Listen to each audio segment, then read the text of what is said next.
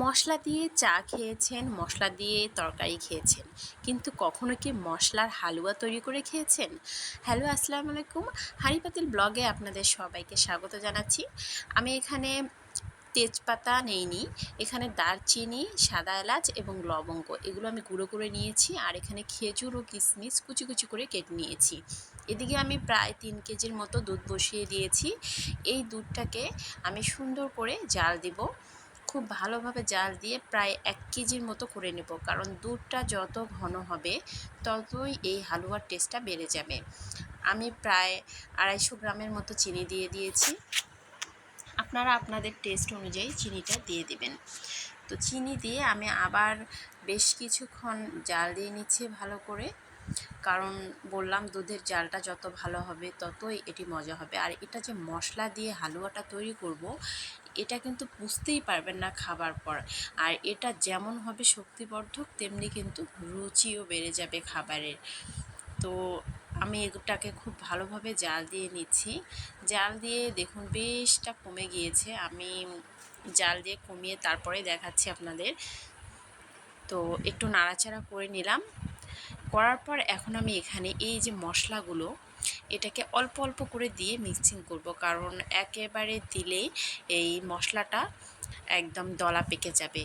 তো বলে রাখছি, আমি এই যে দারচিনি, সাদা এলাচ এবং লবঙ্গ এগুলো কিন্তু আমি 50 গ্রাম করে নিয়েছি সবগুলা। 3 কেজি দুধের জন্য 50 গ্রাম করে নিয়ে আমি এটা হালকা কড়াইয়ে টেলে নিয়েছি। এরপর এটাকে সুন্দর করে শিলপাটায় গুঁড়ো করে নিয়েছি। যাদের ব্লেন্ডার আছে তারা ব্লেন্ডারে গুঁড়ো করে নেবেন, তাহলে গুঁড়োটা আর ফিনিশিং আরও ভালো আসবে। তো আমি এই যে দেখুন অল্প অল্প করে দিচ্ছি দুধের ভিতর, আর অল্প অল্প করে মেশাচ্ছি। আর খুব ভালোভাবে এটাকে নাড়তে হবে, তা না হলে দলা পেকে যাবে। তো এটাকে কিন্তু বলক চলে আসছে, আমি এটাকে মিক্সিং করছি খুবই ভালোভাবে। একটু করে নেড়ে দিতে হবে। আর এই যে ভিতরে ছোট ছোট একটু করে দলা পেকে গেছে, এটাকে চামচ দিয়ে খুব ভালোভাবে মিশিয়ে নিতে হবে দুধের সাথে। তো এ পর্যায়ে আপনারা একটু চেখে নিতে পারেন যে মিষ্টির পরিমাণটা কেমন হয়েছে। আপনারা চাইলে কিন্তু চিনির পরিবর্তে এটাকে মধু দিয়েও রান্না করতে পারেন। তো আমার কাছে চিনি একটু কম মনে হচ্ছিলো, এই জন্য আমি আরও 150 গ্রাম চিনি দিয়ে দিলাম। 150 গ্রাম চিনি দিয়ে আমি আবার নাড়ছি। এই যে দেখুন দুধটা কিন্তু বেশ ঘন হয়ে গিয়েছে।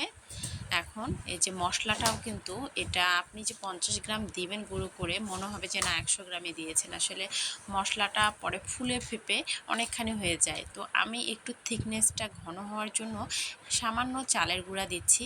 এতে করে খুব দ্রুত এর ঘনত্ব চলে আসবে এবং খেতেও কিন্তু খুবই ভালো লাগবে। তো দেখুন আমি এদের সাইডেরটা নেড়ে নেড়ে দিচ্ছি, প্রায় ঘন হয়ে এসেছে। তো আমি একটু নাড়াচাড়া সুবিধার জন্য আমি এই পাতিলটাকে নামিয়ে আমি কড়াইয়ে নিয়ে নিব। এতে করে হালুয়াটার শেষের দিকে নাড়াচাড়াটা খুব ভালো হবে। তো দেখুন একদম ঘন হয়ে এসেছে। আমি এখন পাতিলটাকে নামিয়ে নিচ্ছি। নামিয়ে আমি এখন এখানে কড়াই বসিয়ে দিব, কারণ কড়াইয়ে নাড়াচাড়াটা খুব ভালো হবে এবং হালুয়াটা তলে লেগে যাবে না, আর হাঁড়িতে হলে লেগে যাওয়ার সম্ভাবনা থেকে যায়। তো আমি এই কড়াইয়ে পর্যায়ে সামান্য ঘি দিয়ে দিব। সামান্য ঘি দিয়ে দিলে এই হালুয়ার ফ্লেভারটা খুবই দারুণ আসে। যারা আপনারা হালুয়া তৈরি করেন তারা জানেন। তবে এই স্পেশাল হালুয়াটা আপনারা একবার তৈরি করে খেয়ে দেখেন। এটা কিন্তু আপনারা সারা মাস নর্মাল ফ্রিজে সংরক্ষণ করে রাখতে পারবেন। হালুয়াটা কিন্তু নষ্ট হবে না, যেহেতু মশলাগুলো পুরোই টেলে নিয়ে গুঁড়ো করা। তো আমি এখানে সামান্য ঘি দিয়ে দিলাম, খুব বেশি ঘি দেবার কোনোই প্রয়োজন নেই। আমি এই যে অল্প একটু দিয়ে দিয়েছি। এটা মূলত দেওয়া হলো যাতে কড়াইয়ের ভিতরে মশলাটা লেগে না যায় আর এর ফ্লেভারটাও সুন্দর আসে, এই জন্যে ঘিটা দেওয়া। একদম যে কম্পালসারি দিতেই হবে বাধ্যতামূলক এমনটা কিন্তু নয়।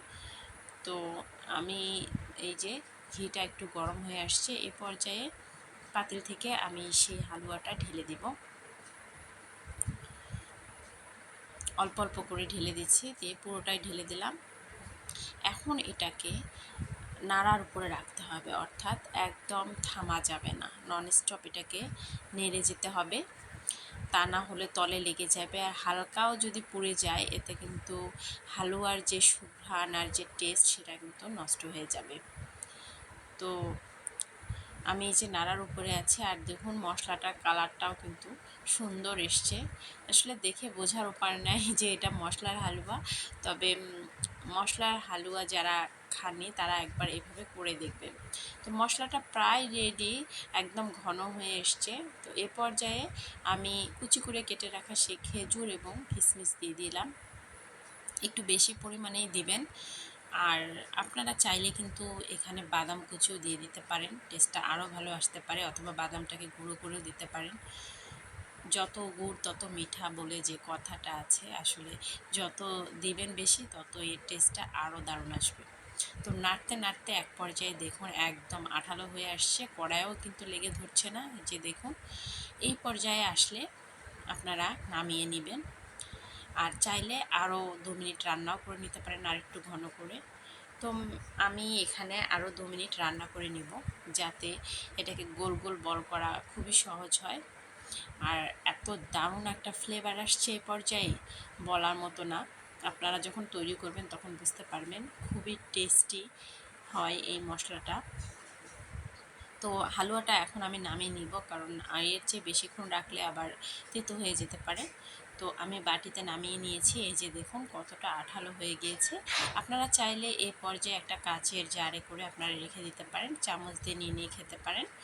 আবার চাইলে গোল গোল বল করে সেটাকেও সংরক্ষণ করতে পারেন। তো আমি এই যে কিছু অংশ এভাবে গোল গোল বল করে নিয়েছি, আর বাকি কিছু অংশ আমি ওভাবে কাচের জারে রেখে দেব, যে যেভাবে পছন্দ করে। তো ভিডিওটি যদি ভালো লাগে অবশ্যই চ্যানেলটি সাবস্ক্রাইব করে পাশে থাকবেন এবং ভালোবাসা দিয়ে যাবেন। ধন্যবাদ সবাইকে।